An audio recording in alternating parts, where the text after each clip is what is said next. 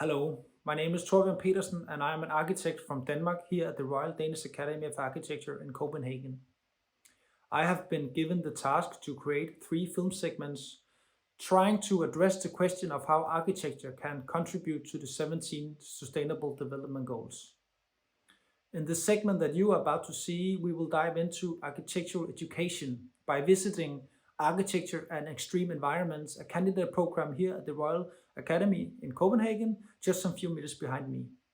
We will talk with the head of program, David Garcia, who will give us an insight into how the students work and actually try to challenge our general understanding of the 17 Sustainable Development Goals. So without further ado, please enjoy.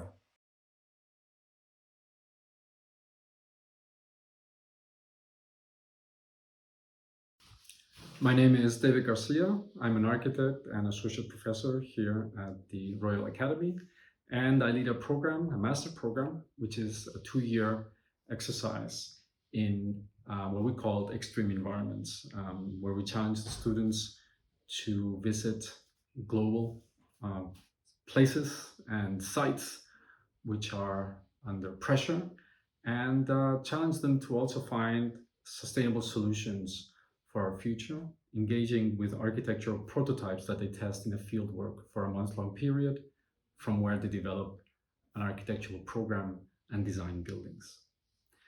The SDGs for us are crucial, and they are not only a relevant global understanding of many of the challenges that we have ahead and areas of focus that we can relate to, but they're also a platform for them to start to visualize how architecture has a greater holistic implication in everybody's lives.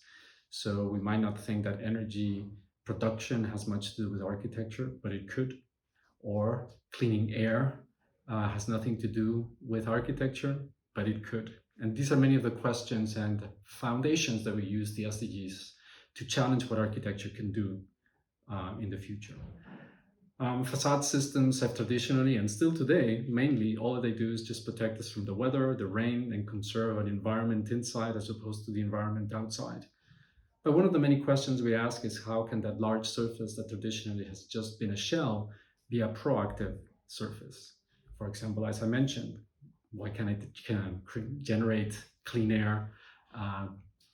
And these are many of the questions that the students take on board and collaborate with experts, local and abroad, and also the UN with annual workshops and charrettes that we have here at UNCD Copenhagen.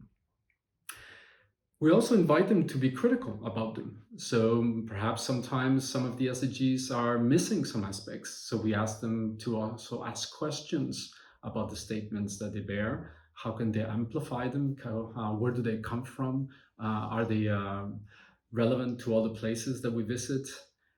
So it's not only a platform to just blindly follow, but also a platform for discussions to broaden its implications, perhaps even the number, or at least understand that this is just a positioning at a departure point, and that the future is in front of them for not only define new architecture, but hopefully the new SDGs of the future.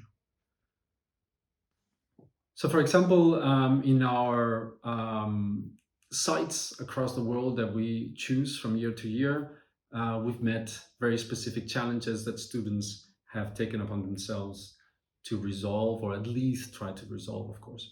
One of them is in the Atacama region, the city of Antofagasta, with a very large informal settlement. 99% of the water in Chile is privatized.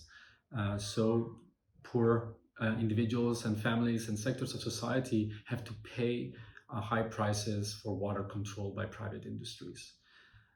At the same time, the sea and the sun were seen as a resource, for example, by one of our students, which Henry engaged with. How can we use the sun to passively evaporate water? Saline elements are separated from seawater, which is literally where the settlements are placed by, and allow for an architectural element that both gives light, functions as a passive battery due to salt, as an element to generate electricity, but also generate and democratize water. Now, this project was done together with NGOs and closely related to many of the SDGs that sometimes we don't think are related to architecture, but in this case, they were magically merged together. Also in the later development of the project, which was a whole new type of informal settlement, where water, clean water, and democratic access to water was the core element to organize a community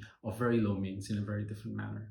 And luckily enough, this project has also received huge funding and prizes after Henry had graduated as an architect, for example.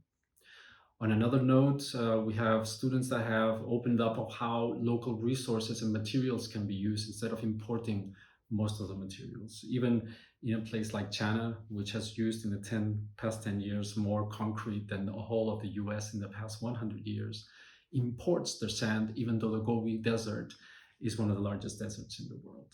And she discovered that sand is just too small to bind to concrete, but there's other binding elements. So working together with biologists, they discovered that bacteria, which is the same bacteria that binds sandstone in the bottom of the sea after many eons, can also be actively used to bind also sand grains, which otherwise wouldn't bind to concrete. So she was literally developing bricks made out of sand, which otherwise could not be used, bound by bacteria, which is absolutely abundant everywhere, creating a new resource just by mixing many of the developed technologies that often are not touching architecture. And again, the SDGs not only offer a way of looking at what architecture could do, but also, since it's a holistic system, it also helps our pedagogic strategy, which I've been developing for a long time, which there's many inventions and solutions, old, past, and new, that normally don't touch the sphere of architecture, that if brought into the discussion